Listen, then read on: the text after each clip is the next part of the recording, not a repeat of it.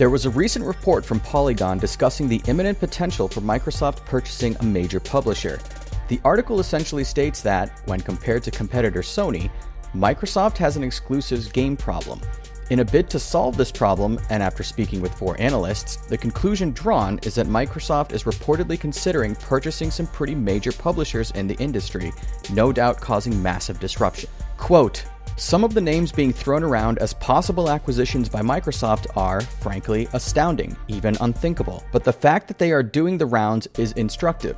The most recent one we've heard from a reliable source close to Microsoft was, in fact, Electronic Arts. We also heard a whisper about Valve and about Korean outfit PUBG Corp, which Microsoft last year signed to a timed exclusive for its hit survival shooter, PlayerUnknown's Battlegrounds," end quote. Now, it's a no-brainer that Sony simply has a ton of internal studios who create high-quality exclusive titles. The Last of Us, Horizon Zero Dawn, and the upcoming God of War are just a small sampling. Simply put, Sony is ahead of the exclusive content curve. This is a rather reasonable statement to make. However, before we talk about the consumer implications, and wow, are the consumer implications vast, let's talk about if this even makes sense. Does Microsoft's potential purchase of a major publisher make sense? Let's first look at some numbers. As of reporting from May 2017, Microsoft has $130 billion in cash. A quick search as of this writing will tell you that EA's current market cap is around $35 billion. So, at first glance, it seems like Microsoft can afford this. When looking at the Valve side of things, this to me seems far less likely. Gabe Newell, an ex-Microsoft employee, has been an ardent critic of Microsoft's gaming policies.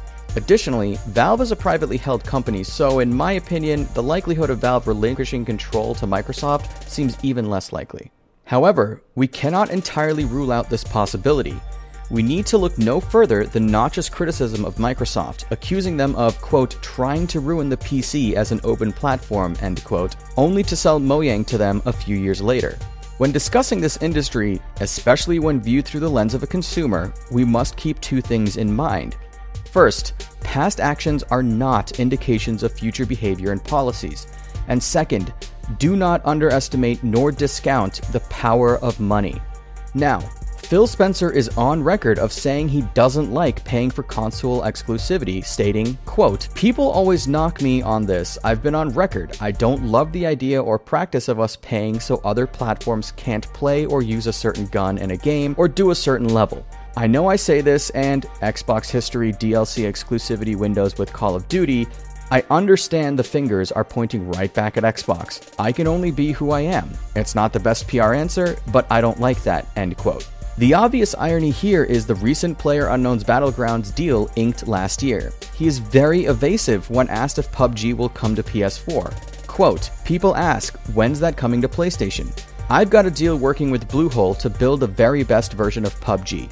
That's where I'm focused. Right now, we're helping that game come to console.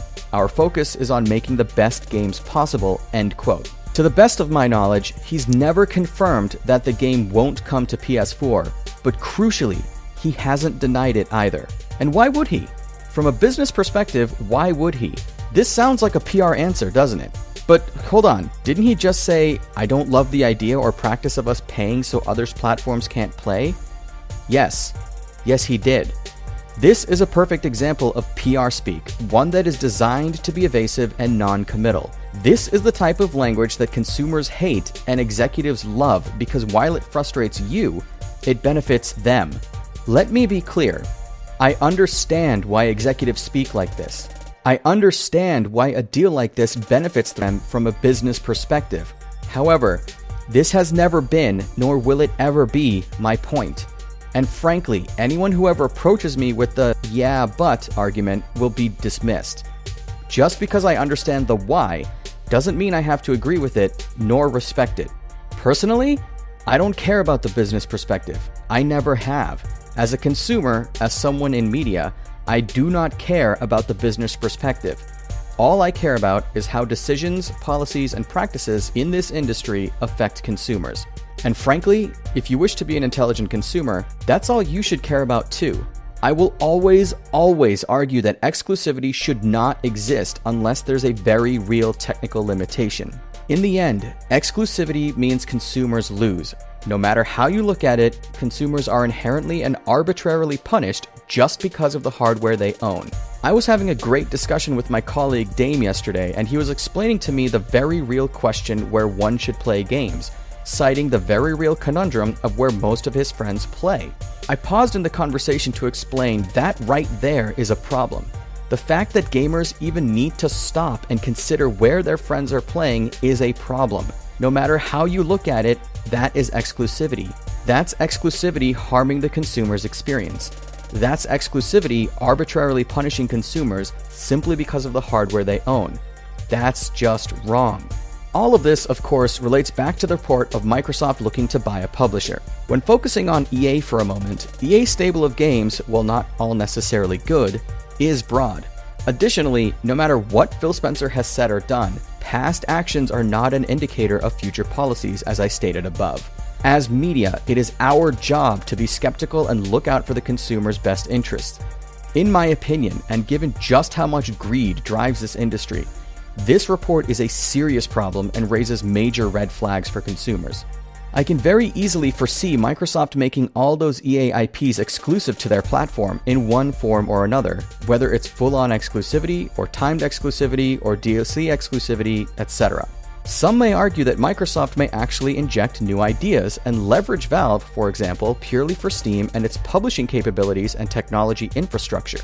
After all, we know how absolutely awful UWP in the Windows Store is as a PC gaming and buying experience, and can understand how Microsoft could leverage Valve's infrastructure to improve their own. However, I can just as easily see a scenario where Microsoft introduces draconian measures to Steam, such as restricting or eliminating modding, for example. After all, we know how hesitant Phil Spencer was when asked about modding capability to UWP games.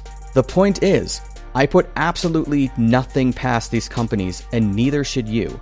The biggest mistake you can make as a consumer is underestimating the power of greed, and just how much this greed drives the business decisions for these companies. If you doubt this at all, just look at 2017, unquestionably the year of the loot box. I guarantee you'll see other articles and videos from games media and personalities seemingly defending this idea and pushing the, well, Microsoft needs more exclusives because exclusives help a console grow line. You may also hear, well, it's always been done this way. And of course, as an intelligent consumer, you should easily dismiss those arguments. Remember, the only party who benefits from exclusivity is the publisher, in this case, Microsoft. And just because things have always been done a certain way does not mean it's a good thing for consumers. As an intelligent consumer, you must always ask yourself, what do you owe Microsoft that you must go out of your way to defend them? The answer, as always, is that you owe these people nothing. Exclusivity hurts consumers. The argument begins and ends there. Here's a viable solution for Microsoft. Instead of using that $130 billion in cash to buy up other publishers, Microsoft invests that internally to develop in-house studios and foster new ideas. I honestly don't understand how people haven't even suggested this yet. If you, Microsoft, want to compete on the games front, which you undoubtedly do, invest internally to foster and grow talent in-house. Take a page out of your own book and open up existing seemingly timed exclusives like PUBG to other platforms. Be straightforward with your consumers. We know when you're bullshitting us. Most importantly, you winning in business does not have to be at the expense of consumers, as is the norm in today's games industry. You can create policies that are mutually beneficial to your bottom line and are pro-consumer. In fact, Phil Spencer did exactly this by introducing us to the Play Anywhere initiative. I, for one, genuinely hope Microsoft does not buy any publisher as this report suggests. While I'm not implying nor stating that if they do, it's the end of the world, I am urging consumers and games media to remain skeptical. Remember, these companies and executives are not your friends. They're not your pals. No matter what they say, no matter what they do not care about you as a consumer. They care about their bottom line. That's why we, as intelligent consumers, must remain skeptical. Do not assume these people have your best interests at heart. They will try to charm us. They will try to assuage us. They will try to distract us. Don't fall for it. Remain skeptical. Always think about the bigger picture. And always ask how this helps or harms consumers. Because I assure you, they won't.